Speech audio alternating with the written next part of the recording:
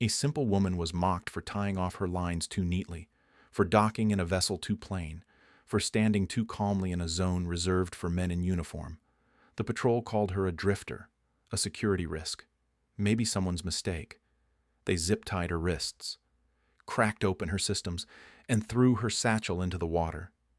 She said nothing, even as her ID was tossed aside, even as bystanders filmed her humiliation. But when backup arrived and one officer checked her name, the silence changed.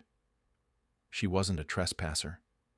She was Sabrina Hartley, commander of Naval Systems Command, the highest-ranking systems officer in the fleet. The same men who pinned her down were ordered to stand at attention. And when they did, every voice that mocked her vanished into stillness, because they hadn't arrested a mistake. They had saluted their superior. The water at Valon Harbor was glass beneath the fading stars. Just beyond the inlet, the 26-foot cutter sloop drifted in slow, deliberate silence, her bow nudging the ripples that caught the first whispers of dawn. Sabrina Hartley stood at the helm, her posture relaxed but precise, one hand resting lightly on the wheel. Her hair was tied back in a no-nonsense knot, and her clothes were practical, simple layers, windproof, colorless. Nothing about her announced rank. Nothing suggested she was anything more than a quiet sailor easing into port. The boat was called Sea Whisper. It bore no markings aside from its name, hand-painted on the stern in small, pale letters. Inside the vessel's compact control panel, a NAVSEA-developed autonomous system ran its calibration in soft pulses. Its screen displayed live sonar and trajectory feeds, quietly interpreting every contour of the harbor floor beneath them. Sabrina didn't look at it often. She trusted its feedback implicitly. She had overseen its architecture. But even now, she preferred to check things by feel. Her fingers adjusted the wheel by fractions. The wind shifted slightly, and she allowed the vessel to respond. The smell of salt and iron filled the air.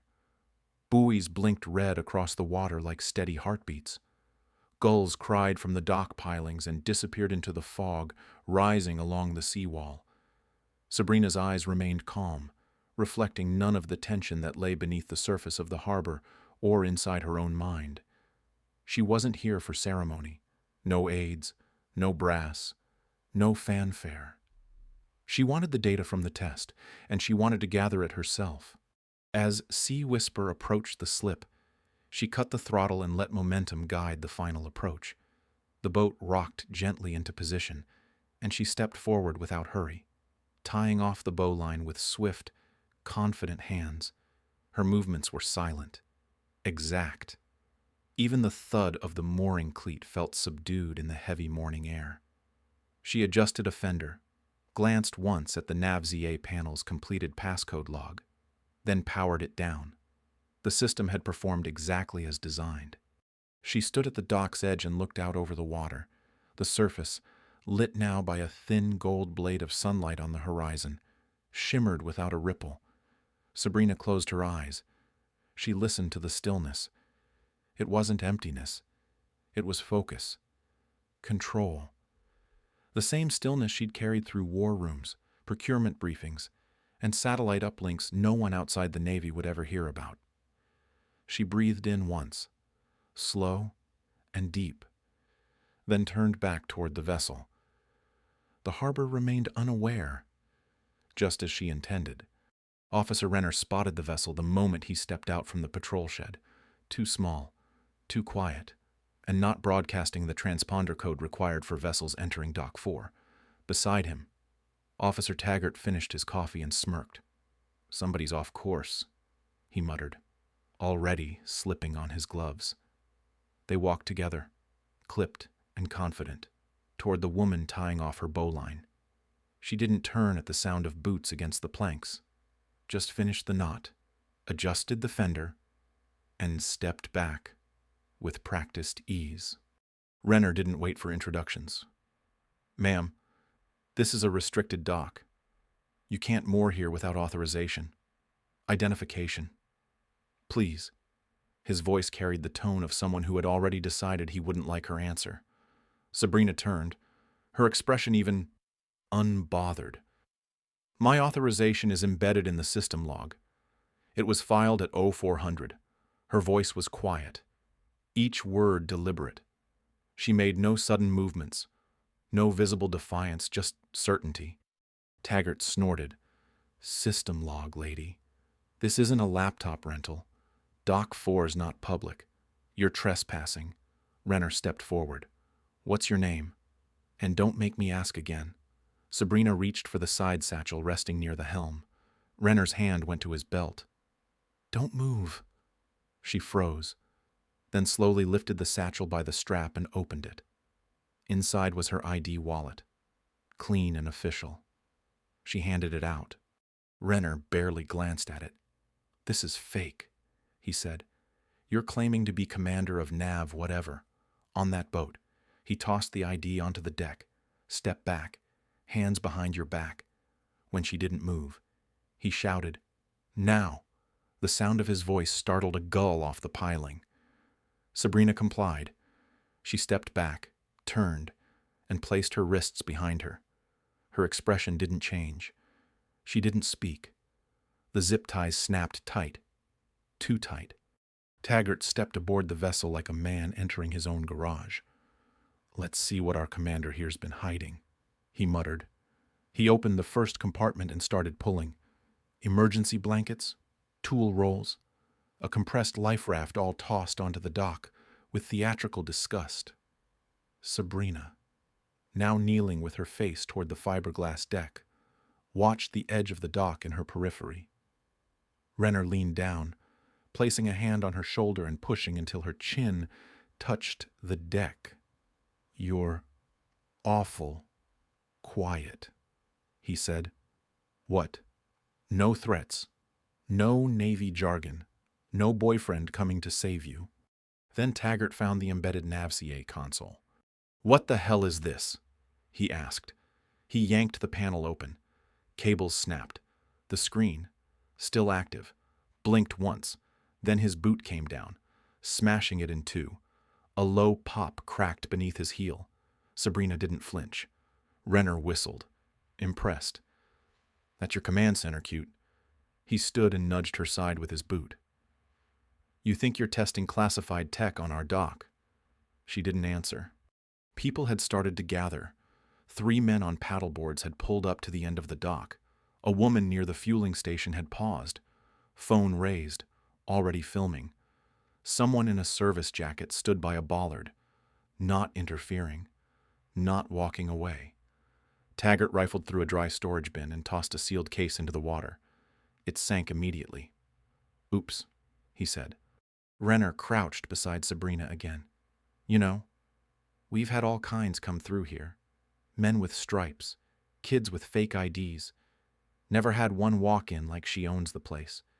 You must be a special kind of crazy."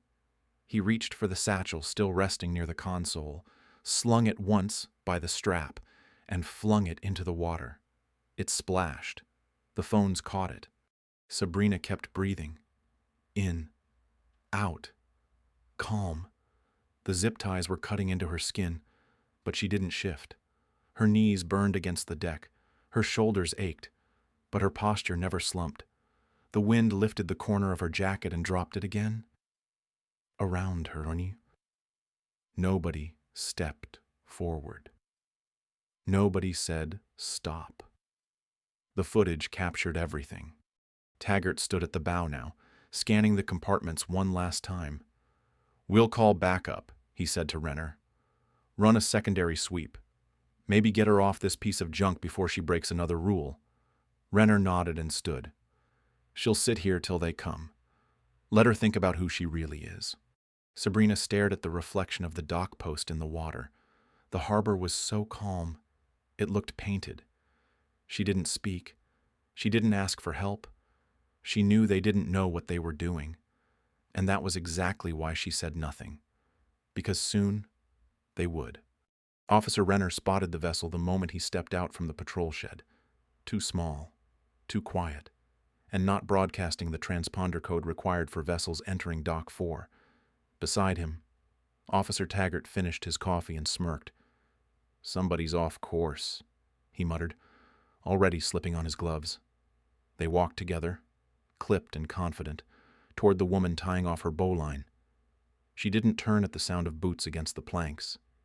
Just finished the knot, adjusted the fender, and stepped back with practiced ease. Renner didn't wait for introductions. "Ma'am, this is a restricted dock. You can't moor here without authorization. Identification. Please."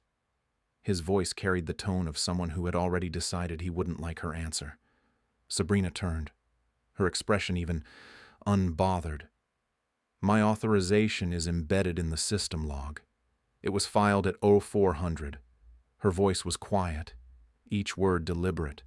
She made no sudden movements, no visible defiance, just certainty. Taggart snorted.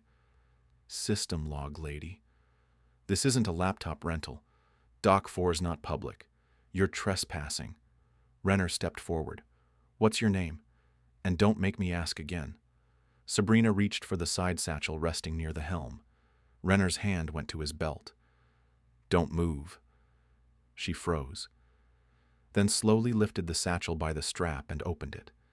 Inside was her ID wallet, clean and official. She handed it out. Renner barely glanced at it.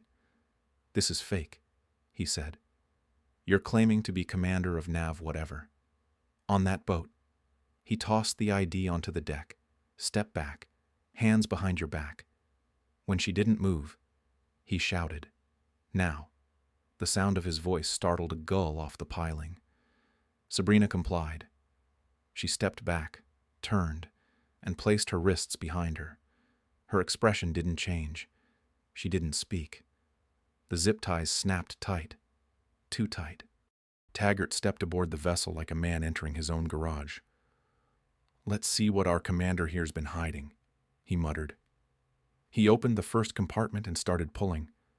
Emergency blankets, tool rolls, a compressed life raft all tossed onto the dock with theatrical disgust. Sabrina, now kneeling with her face toward the fiberglass deck, watched the edge of the dock in her periphery. Renner leaned down, placing a hand on her shoulder and pushing until her chin touched the deck. "You're awful quiet," he said. "What?" No threats, no Navy jargon, no boyfriend coming to save you. Then Taggart found the embedded NAVSEA console. "What the hell is this?" he asked. He yanked the panel open. Cables snapped. The screen, still active, blinked once. Then his boot came down, smashing it in two. A low pop cracked beneath his heel. Sabrina didn't flinch. Renner whistled, impressed. "That your command center, Q?" He stood and nudged her side with his boot. "You think you're testing classified tech on our dock?" She didn't answer. People had started to gather. 3 men on paddleboards had pulled up to the end of the dock. A woman near the fueling station had paused, phone raised, already filming. Someone in a service jacket stood by a bollard, not interfering, not walking away. Taggart rifled through a dry storage bin and tossed a sealed case into the water. It sank immediately. "Oops," he said. Renner crouched beside Sabrina again. "You know, we've had all kinds come through here. Men with stripes, kids with fake IDs. Never had one walk in like she owns the place. You must be a special kind of crazy." He reached for the satchel still resting near the console, slung it once by the strap, and flung it into the water.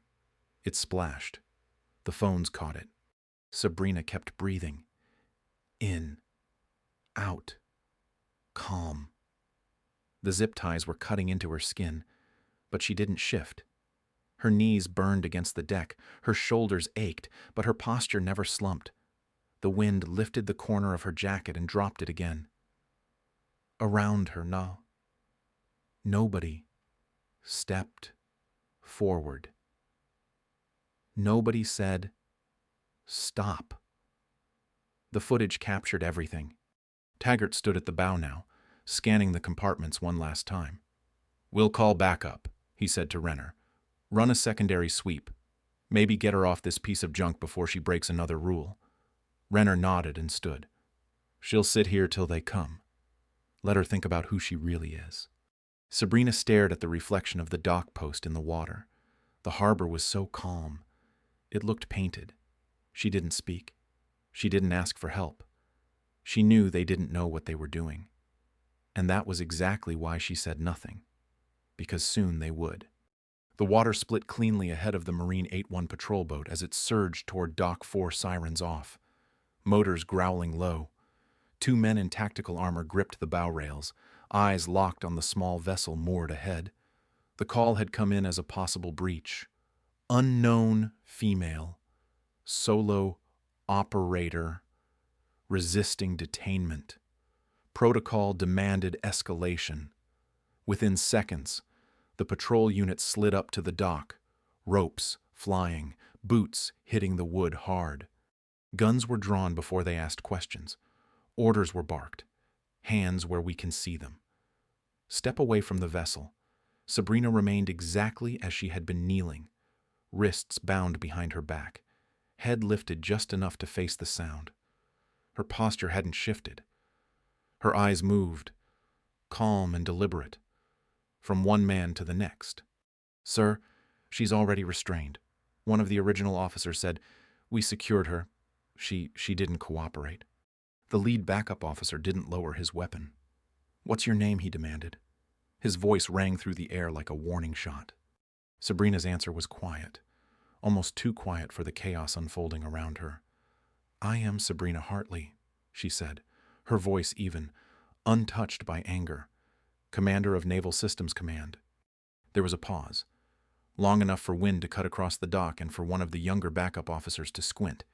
He looked down, scanned the deck, and spotted the ID Renner had discarded. It lay half buried in shadow, face up. The officer picked it up. His face went pale as he read. He looked to his commanding officer. No words passed between them. Just a single, silent nod. The air changed. Weapons lowered. Eyes shifted. The lead officer stiffened, blinked hard, and stepped forward. Then, with visible tension in his shoulders, he lifted his right hand and delivered a formal salute. Gasps rippled from the spectators. The woman by the fuel station lowered her phone slightly, realizing what she had just filmed. Someone whispered, "Did he say Commander?" Another backup officer moved to Sabrina's side, cutting the zip ties with a careful swipe of a blade. She didn't flinch. Her arms dropped to her sides. The red marks on her wrists told their own story, but she said nothing about them. Instead, she rose slowly, brushing debris from her jacket. Her eyes didn't look at the crowd. They didn't even land on the officers around her. She stared out toward the harbor, silent. The man who had saluted her cleared his throat. "Ma'am, But the words faltered. She raised a hand, not to silence him, but to wave it off without confrontation. The officers who had arrested her just stood frozen, watching the scene unfold. Renner's mouth opened but found nothing to say. Taggart took a step back, as if the shift in air pressure had knocked something loose in him. Sabrina stepped lightly toward the helm, glanced once at the shattered NAVSEA panel, and then turned back to face the patrol squad. "Secure the perimeter," she said, not loudly, but clearly. "Get the vessel logs uploaded before they're corrupted." And just like that, they moved, without hesitation, without question. The crowd, once laughing, once recording her humiliation, now parted in stunned silence. Sabrina didn't ask for recognition. She didn't offer a speech. She simply stood in full view, her presence now undeniable. There had been no escalation, no force, only a name. And that name changed everything. The video hit the feeds by nightfall. 36 seconds of grainy, unbroken footage showing a woman kneeling on the dock, zip-tied and silent, while 2 officers rifled through her vessel and tossed her belongings into the water. No context, no commentary. Just her restraint in their casual brutality. 12 hours later, a second video followed. This one showed her standing, expression unreadable, as a Marine patrol unit snapped to attention and saluted. That one had sound. A voice could be heard confirming her name and title. Commander Sabrina Hartley, Naval Systems Command. The response was immediate and public. News anchors replayed the moment on loop, breaking it down frame by frame. Commentators asked why no one intervened.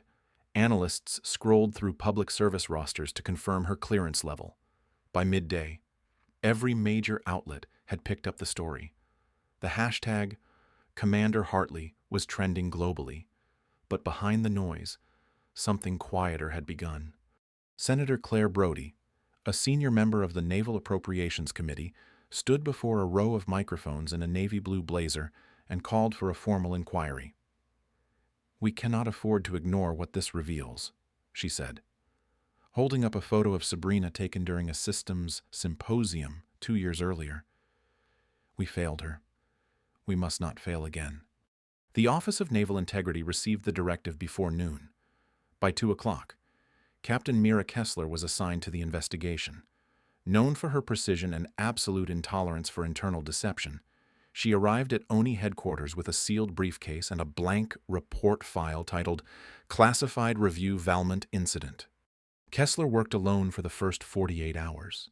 She requested unredacted arrest records, dock entry logs, system access traces, and service complaints from the past 2 years at Valmont. She received everything she asked for and more.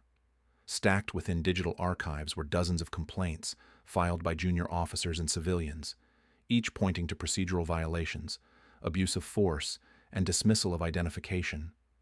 Every one of them had been closed under the same set of signatures. Reviewed. Deemed non-escalatory. Risk minimal. One name repeated: Commander Elise Rowan. At first, the emails seemed routine brief, coded bureaucratic phrases designed to avoid scrutiny, recommend closure, insufficient escalation, no further review needed. But the pattern was unmistakable. Any complaint involving a female detainee, especially one where credentials were presented, was filtered directly to Rowan's desk. From there, they vanished. Kessler didn't speak to the media. She didn't issue early findings. But quietly, she began reaching out to officers who had left their posts without explanation. Some replied within the hour. Others took longer. A few had moved out of state. All had similar stories. They had witnessed misconduct, reported it, and been isolated or pushed out. Now, they wanted back in. The leaks began 3 days after Kessler opened the case. Internal memos, redacted arrest reports, chain of command summaries with entire blocks of text blacked out, screenshots of denied transfer requests. The tone of the public conversation shifted. It was no longer about one woman on a dock. It was about a system that had erased dozens like her and counted on no one noticing. A whistleblower portal appeared online under ONI's jurisdiction. It received over 200 submissions in 48 hours. Many were noise, some weren't. One detailed an incident strikingly similar to Sabrina's, an engineer from Naval Cybernetics detained for non-compliance while en route to a test site. Her ID had been dismissed, her equipment damaged. She'd never returned to the program. Kessler added it to the report. Meanwhile, Commander Elise Rowan was summoned to ONI under sealed orders. She arrived without legal counsel, dressed in regulation uniform, carrying nothing but a phone and a notepad. She sat across from Kessler in a soundproof room and maintained composure through the first hour of questioning. But when confronted with the signed complaint suppressions, her answers narrowed. Standard protocol, operational discretion, advisory level classification. Kessler noted every phrase. Then she slid a printed email across the table. It was dated 7 months prior, addressed to a deputy enforcement officer. If she resists, book her. If she doesn't, book her anyway. Quieter that way. Rowan said nothing for 6 full seconds. Then she looked away. The press conference that followed was brief. ONI confirmed significant procedural failures and potential systemic suppression of accountability within select coastal enforcement branches. While no names were given, the message was clear. Investigations were underway. Personnel changes imminent. Senator Brody gave a second statement. What happened at Valon is not just about one officer's misconduct. It is about what we allowed to harden into habit. We owe Commander Hartley more than an apology. We owe her change. Sabrina made no comment. She had been contacted, informed, invited to speak. She declined. The only public photo of her since the incident showed her walking along a dock in Rockshore Naval Quarters, wind in her hair, eyes forward, alone. But the system was no longer still. The alert came in while the commotion at Dock 4 was still settling. A federal courthouse 10 miles inland had been breached. 2 guards were down. Hostages were confirmed. Armed suspect. Unknown demands. Within minutes, the harbor fell into lockdown. Radios screeched. Helicopters began rerouting. Every unit with tactical clearance was pulled from non-essential assignments. Most officers on site scrambled toward the barracks to gear up. But the ones who had detained Sabrina Hartley were benched, pending investigation. They stood in a loose cluster behind the fueling shed, watching, unused. Sabrina hadn't spoken since being released. The red lines from the zip ties still marked her wrists. Her coat was wet from the satchel that had been thrown into the bay. She stood alone near the edge of the dock, eyes fixed on nothing in particular, as sirens echoed across the harbor. One of the officers muttered, "Probably staged it. No way she's really in command." Another laughed, but his voice lacked confidence now. Then Sabrina moved. She didn't rush. She didn't flinch. She walked with even, deliberate steps toward the cluster of response vans parked near the auxiliary command station. One officer started to block her path, then hesitated. A junior commander nearby caught her eyes and looked down at the ID clipped to his vest. He stepped aside without a word. Inside the lead van, chaos ruled. Maps were scattered. 2 operators were arguing over comm frequencies. The screen feeds were flickering between exterior courthouse shots and blurry thermal scans. Someone shouted about rerouting drone coverage. Sabrina said nothing as she stepped inside. She moved to the open gear rack, selected a plate carrier, and slipped it on like it was habit. No one stopped her. No one greeted her. They didn't know who she was or didn't believe it yet. She sat at the comms console. The primary operator was mid-call with a SWAT team leader when she reached forward and tapped mute. "He's bluffing," she said quietly. "He's keeping them close. Watch his pacing 12-second intervals. He's reading from a written demand list." The operator blinked, still half breathless from shouting, Who are you?" She adjusted the camera feed. Run facial recognition against defense personnel. He's former transport. Look at his wrist removal scars. Cuff protocol. Start with dishonorables. Her voice was low, composed. She didn't shout. She didn't repeat herself. A pause. Then the tech clicked keys and the feed shifted. A match flashed across the screen. Former military contractor. Paroled. Known instability. Sabrina leaned into the mic and began to speak. "Jackson Miller, you're surrounded. No one's hurt. You still have a choice." Her tone didn't waver. "Let them go. You know how this ends. It's up to you how loud." The room went still. The instructor near the door, halfway into a flak jacket, froze. 2 senior officers stepped inside and stopped talking mid-sentence. No one moved. Sabrina kept going. 2 paces left. Good. Set the gun down. Slow. The feed showed the gunman's shoulders shift. 1 step, then another. The weapon hit the floor. Sabrina tapped the mute button again. "Move in now," she said.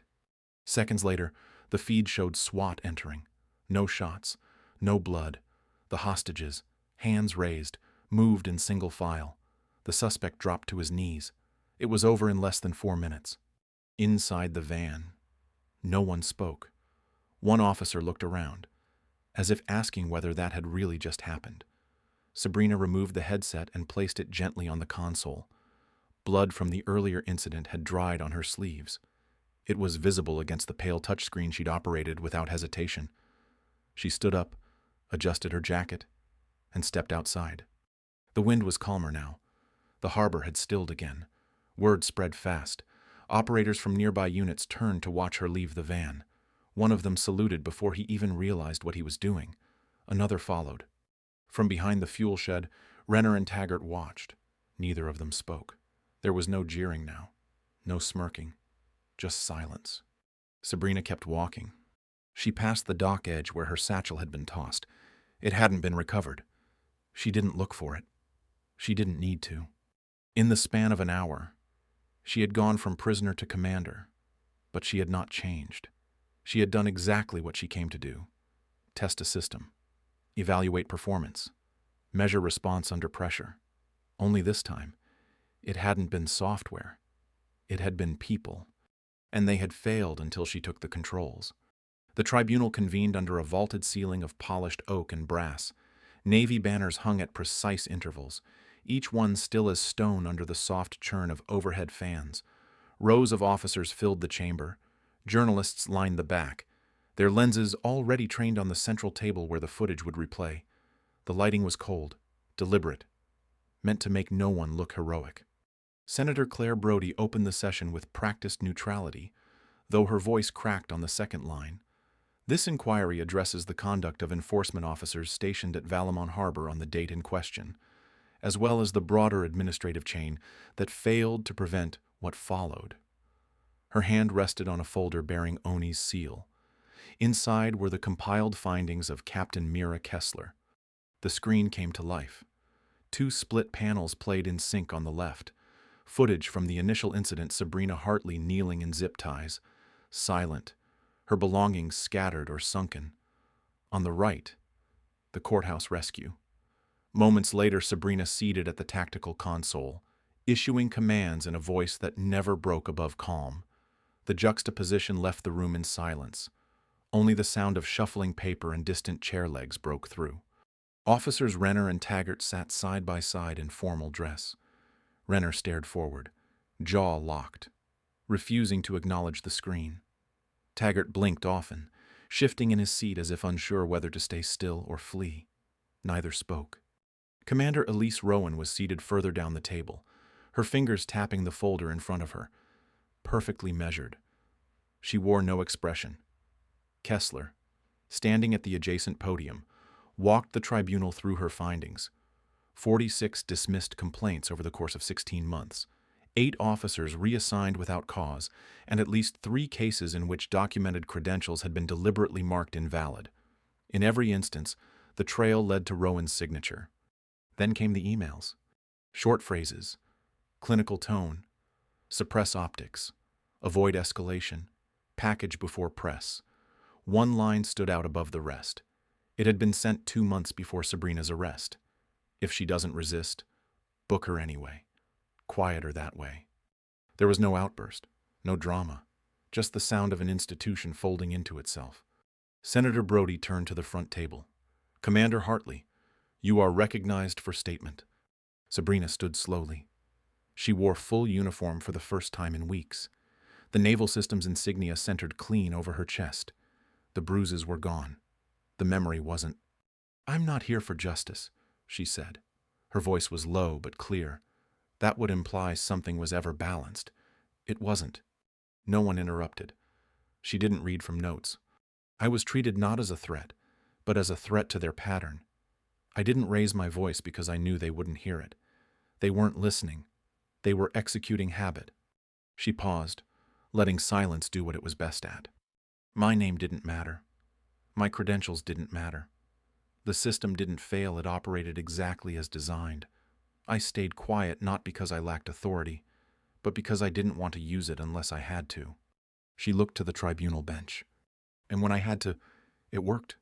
She turned back to the room. I'm not angry. I'm not here to shame them.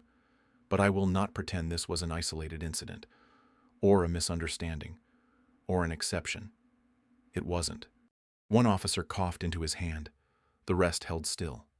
I was mocked, restrained, humiliated, but I wasn't broken, and I wasn't alone. Every name in that report matters.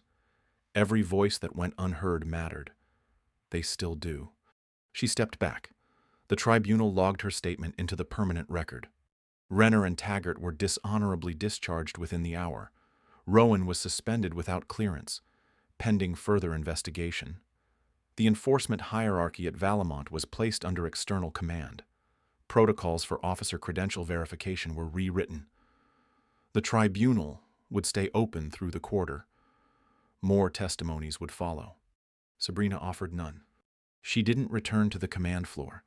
She didn't issue public commentary or grant interviews. But on the day of the decision, she was seen again outside, beyond the hearing room, stepping into the sunlight with no escort. No applause. Just the same quiet posture she'd carried through it all. And on her chest, the insignia shone. The sun was high but soft, gold sliding across the water in long bands. Sea Whisper drifted just beyond the shoreline, her sails drawn in, her anchor set with the kind of confidence that didn't need checking. Sabrina sat near the stern, coiling a length of rope with quiet rhythm. Her jacket was off, sleeves rolled up. The skin on her wrists had healed, though faint lines still remained where the plastic ties had once cut deep. She didn't mind them. Not anymore.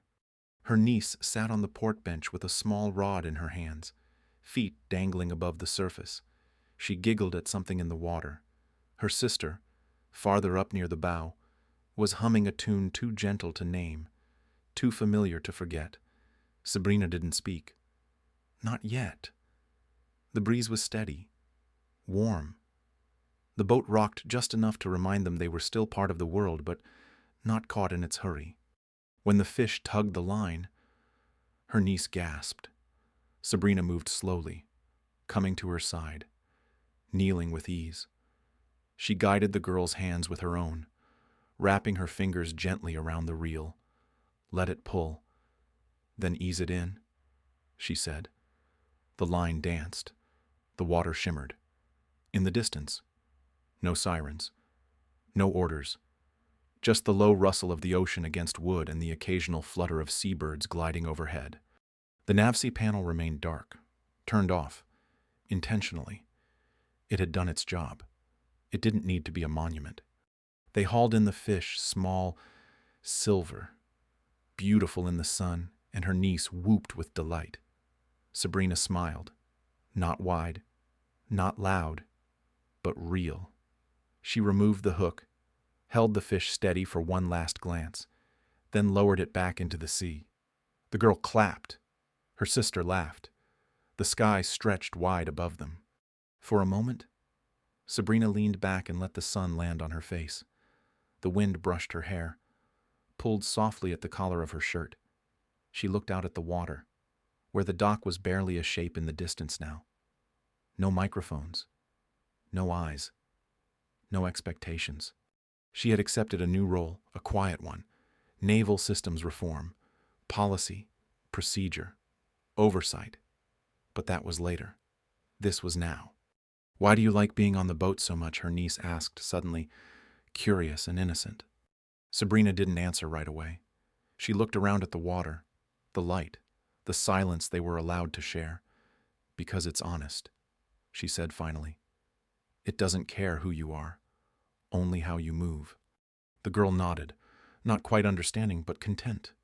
They stayed out until the sun lowered just enough to touch the horizon.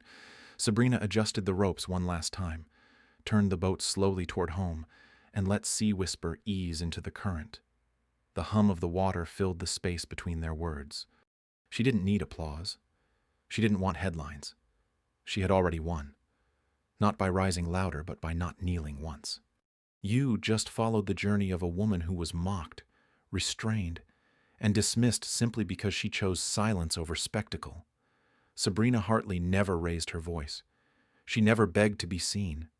But through restraint, clarity, and calm command, she revealed what real authority looks like. Her story is not about revenge. It is about restoration, about knowing your worth when others do not, about standing steady when no one offers you a seat. In a world quick to speak and slow to listen, her silence became the loudest truth in the room. If this story moved you, take a moment to reflect on what it means to be underestimated, and what it takes to rise without shouting. share your thoughts in the comments, and follow for more quiet, powerful stories like this one where strength doesn't need permission to be heard.